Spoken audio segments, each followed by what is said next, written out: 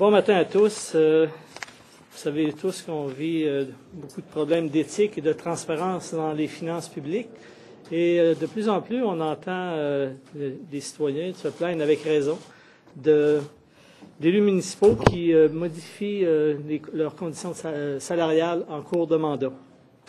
Et c'est pour ça que ce matin, j'ai déposé le projet de loi 494 qui permet de baliser que lorsqu'un conseil municipal décidera de vouloir augmenter sa rémunération, celle-ci ne sera applicable que pour le mandat suivant, pour éviter, ça c'est dans le but d'avoir une saine gestion et surtout d'éviter les critiques des citoyens qui ont raison lorsque des gens se font élire et qu'après coup, on change les règles du jeu au niveau de leur salaire. Donc, ça peut paraître technique, là, sauf que c'est par des petits gestes comme celui-ci qu'on va pouvoir augmenter la crédibilité de la classe politique et redonner confiance aux citoyens avant tout. Donc, est-ce que vous avez des questions? Il semble que ce ne soit pas une habitude de la part des élus municipaux d'augmenter leur salaire comme ça à gogo. On en voit, je dirais, une dizaine de fois par année au Québec, des municipalités. Dernièrement, l'automne dernier, on a eu Stoneham et Saint-Anne-de-Beaupré qui ont fait des tentatives. Et souvent, les résultats, c'est que les élus proposent d'augmenter de façon appréciable et on finit par augmenter un montant moindre et les citoyens se disent, OK, on paye moins que ce qui avait été annoncé. Mais c'est pour donner vraiment l'heure juste. Lorsqu'on se fait élire, on accepte les conditions selon ce que l'ancien conseil avait auparavant. Est-ce qu'il y a des élus qui abusent de la situation? Oui, je pense que oui. Il y a des élus qui peuvent en abuser parce que quand je dis qu'il y a des élus se ramassent avec une augmentation, mais moins de qu'est-ce qu'ils voulaient. Si un élu municipal gagne 10 000 $ puis il décide d'augmenter, il propose d'augmenter son salaire à 50 000 puis il règle en bout de piste pour 30 000, il a abusé. Si son but premier était d'avoir 30 000, il s'agit seulement d'augmenter, de laisser miroiter, on va augmenter plus et on revient après. Donc pour moi, c'est important que lorsqu'on se fait aider, on respecte les règles du jeu dans un premier temps.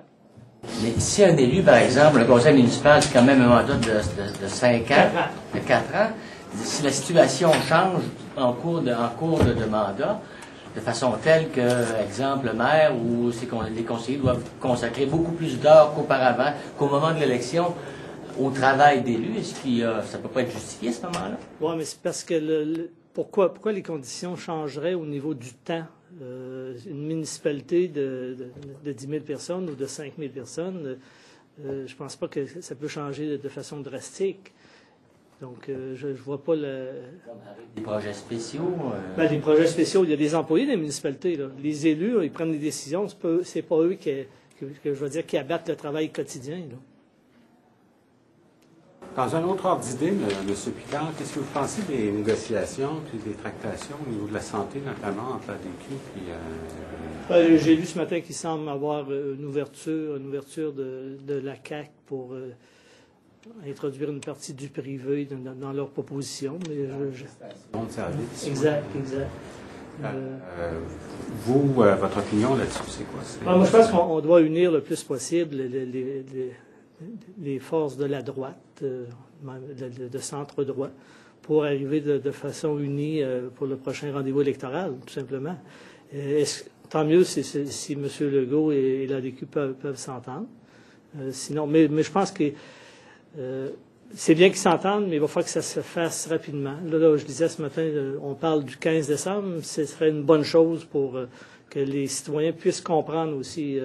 Je regardais le sondage qu'il y a eu cette semaine. Je pense qu'il y a une certaine confusion chez les électeurs de l'ADQ. Puis je pense qu'il faut clarifier le portrait parce que peut-être que les prochaines élections vont arriver plus rapidement qu'on pense.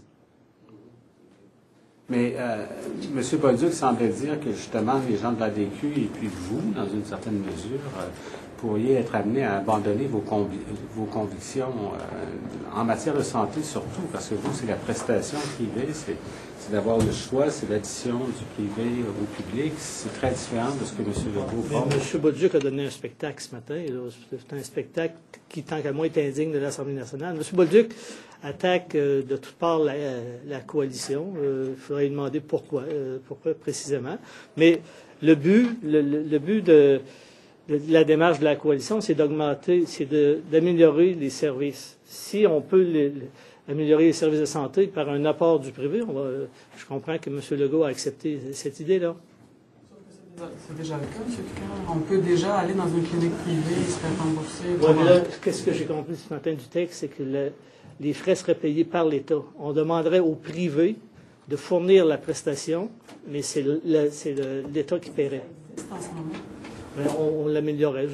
Mais j'en ai pris connaissance ce matin, comme vous, dans les médias. Mais dans quel secteur vous voudriez que ça soit imposé? J'ai aucune idée pour l'instant, parce que, comme je vous dis, j'ai appris ça ce matin dans les médias, qu'il y avait une ouverture du côté de la coalition. C'est bon? Bonne journée.